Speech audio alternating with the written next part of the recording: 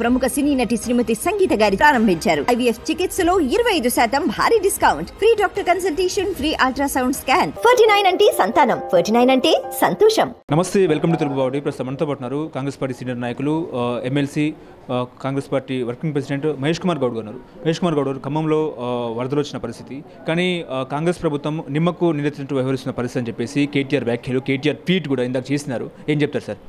KTR tweet ఎక్కడి నుండి చేశాడు, ఏ రాష్ట్రం నుండి చేశాడు, ఏ దేశం నుండి చేశాడో కూడా చూడాలి మనం. ఇవాళ ఎంత వరదలు వచ్చి నానా బీభత్సం జరుగుతూ ఉంటే కేటీఆర్ ఇంగ్లాండ్ దేశంలో విహారయాత్రకు పోయినాడు. కనీసం ఇంగిత జ్ఞానం ఉండాలి కదా ట్వీట్ చేసే ముందు.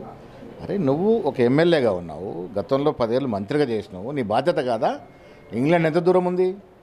12 గంటలు రాగలుగుతావు, నువ్వు రావచ్చు కదా, వచ్చి క్షేత్రస్థలు తిరగవచ్చు కదా. ఇంగ్లాండ్లో ఉండి ట్వీట్లు చేయడం అర్థమేముంది? అంటే రాజకీయాలు, ఈ పరిస్థితులు కూడా రాజకీయం చేయదలుచుకున్నారా మీరు? అరే, వరద జరిగి మరుసటి రోజే ముఖ్యమంత్రి గారు నిన్న ఖమ్మం పోయినారు, ఇవాళ అక్కడ పర్యటిస్తూ ఉన్నారు. ముఖ్యమంత్రి గారు మంత్రివర్గ సభ్యులందరూ కూడా ఎక్కడైతే ఎక్కడ నష్టం జరిగిందో ఆ ప్రాంతాలకు వెళ్ళి అక్కడ పరిస్థితిని అంచనా వేస్తూ ఉన్నారు. మా ఎమ్మెల్యేలు, ఎమ్మెల్సీలు, ఎంపీలు, కాంగ్రెస్ కార్యకర్తలు అందరూ కూడా క్షేత్రస్థాయిలో ఉన్నారు. మీరు ఒకరు ఇంగ్లాండ్లో ఉన్నారు, మీ నాన్నగారు ఫామ్ హౌస్లో ఉన్నారు. మీకు మాట్లాడే అర్హత ఎక్కడిది? ఇప్పుడు ప్రతిపక్ష నాయకుడి యొక్క బాధ్యత ఏంటి? ఇలాంటి విపత్కర పరిస్థితులు వచ్చినప్పుడు నువ్వు ఫామ్ హౌస్ నుంచి నిద్రలేసి బయటకు వచ్చి క్షేత్రస్థాయిలో తిరిగి వాస్తవాలను తెలుసుకొని ముఖ్యమంత్రికో లేక ప్రభుత్వానికో చీఫ్ సెక్రటరీకో వివరించాల్సిన అవసరం ఉంది కదా. నీ బాధ్యత కాదా? నీకు 39 సీట్లు ఇచ్చారు, నీ బాధ్యత మర్చి నువ్వు వివరిస్తూ ఉన్నావు. ఆంధ్ర రాష్ట్రంలో 11 సీట్లు మాత్రం ఇచ్చారు జగన్మోహన్ రెడ్డికి. ఆయన తిరగట్లేదా? క్షేత్రశాల తిరుగుతున్నాడు కదా. మరి నీకేమైపోయింది? కొడుకు అమెరికాలో, మీరు ఫామ్ హౌస్లో, అక్కడుండి ట్వీట్లు, బీట్లు. ఎవరిని మోసపూర్తి చేయాల్సుకుంటారు మీరు? ఖమ్మంలో 3 మంత్రులున్నా, హేమాహేమిలు మంత్రులున్నా కూడా వరద ప్రభావిత ప్రాంతాల ప్రజల్ని ఆదుకోలేకపోవడంలో విఫలమయ్యారని చెప్పేసి కేటీఆర్ వ్యాఖ్యలు నిజమే అంటారా? ప్రజల్ని తప్పుదో పట్టిస్తూ ఉన్నారు. 3 మంత్రులు, ముఖ్యమంత్రి గారు హార్నిషలు రాత్రి పగలనక సహాయ కార్యక్రమం నిమగ్నమే ఉన్నారు.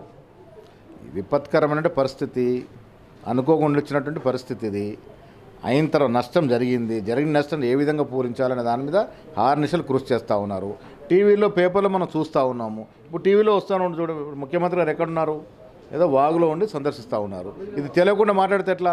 పిక్నిక్ వెళ్ళారని చెప్పేసి రేవంత్ రెడ్డి పిక్నిక్ వెళ్ళారు ఖమ్మానికి అని చెప్పేసి బీఆర్ఎస్ కామెంట్లు నిజమేనా? అది పిక్నిక్ లాగా కనబడుతుందా? చూడండి, ఇప్పుడు ఎక్కడ జంగల్లో తిరుగుతూ ఉన్నాడు, పిక్నిక్ లాగా కనబడుతుందా? అది మాట్లాడడానికి కూడా కొంచెం అర్థం ఉండాలి. ప్రతిదాన్ని రాజకీయం చేయడం అనేది మంచి పద్ధతి కాదు. ఇవాళ రాష్ట్రము చాలా దీన వ్యవస్థలో ఉంది. ఇవాళ ప్రతిపక్షము, స్వపక్షం అందరూ కలిసికట్టుగా ప్రజల్ని ఆదుకోవాల్సిన తరుణంలో మీరు రాజకీయాలు చేస్తూ మీ రాజకీయాల అవసరాల కోసం ఇప్పుడు రాజకీయ విమర్శలు చేయడం అనేది విడ్డూరంగా ఉంది. ఇది ప్రజలు హర్షించే విషయం కాదు. ఓకే, ఇప్పుడు అక్కడ చంద్రబాబు నాయుడు 6 హెలికాప్టర్లు తెప్పించగలిగినారు, రేవంత్ రెడ్డి ఎందుకు 6 హెలికాప్టర్లు తెప్పించారు, ఫెయిల్ అయినారని చెప్పేసి ఒక చర్చ. ఏం చెప్తారు సార్? హెలికాప్టర్లు తెప్పించి హెలికాప్టర్ ద్వారా సాయం అందిస్తున్న సాయమా? మీకు షోకు ఉంది, హెలికాప్టర్లు, విమానాల షోకు ఉంది. ప్రజల సొత్తు పెట్టి విమానాలు కొనే ప్రయత్నం చేసిండ్రు, హెలికాప్టర్లు కొనే ప్రయత్నం చేసిండ్రు. మా ముఖ్యమంత్రి గారు సాదాసీదా రోడ్డు మార్గాన ఖమ్మం పోయిండు. హెలికాప్టర్ ద్వారా వచ్చిందా, స్టీమర్ల ద్వారా వచ్చిందా, రాకెట్ ద్వారా వచ్చిందా? కాదు. ఇక్కడ సహాయ సహకారాలు అందుతున్నాయా లేదా, క్షేత్రస్థాయిలో ప్రజలకి రావాల్సినటువంటి సహకారం దొరుకుతుందా లేదా ముఖ్యం. హెలికాప్టర్లు, విమానాలు మాట ఇప్పుడు ఎందుకు? ఇప్పుడు ఖమ్మంలో వరద వచ్చినా కూడా అక్కడ హైడ్రా అనే పేరుతో వాళ్ళు బఫర్ జోన్లో ఇల్లు కట్టుకున్నారు కాబట్టి వరద వచ్చిందని చెప్పేసి ఒక కొత్త చర్చ నడుస్తుంది. ఏం చెప్తారు సార్? అందుకే కదా ముఖ్యమంత్రి గారు బృహత్తరమైన యజ్ఞం తీసుకున్నాడు.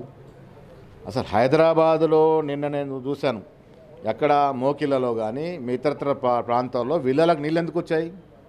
మీరు చెరువులను కబ్జా చేయడం మూలన కదా.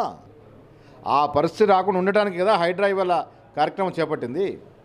ఎంత పెద్ద బడాబాబులు ఉన్నా ఎందుకు కూలుస్తూ ఉన్నాం? ఈ నగరం అనేది భోపాల్కు ధీటుగా సిటీ ఆఫ్ లేక్స్. హైదరాబాద్ నగరము చెరువులతో, కుంటలతో సుఖసాకరంగా ఉండాల్సిన నగరం. అన్నీ కుదించుకుపోయి కబ్జాలకు గురైనాయి కాబట్టి ఆ నీళ్లు ఎటు పోలేక మన ఇళ్ళకి వస్తున్నాయి. అందుకే హైడ్రా కార్యక్రమం తీసుకున్నాడు ముఖ్యమంత్రి గారు దూరదృష్టితో. డెఫినెట్గా హైడ్రా అనేది ఒక యజ్ఞంలా సాగుతుంది, విజయవంతం అవుతుంది. ఈ బడాబాబులు, భూ కబ్జాదారుల యొక్క కూరలు పీకి వాళ్ళ ఇంటికి పంపుతాం. ఓకే.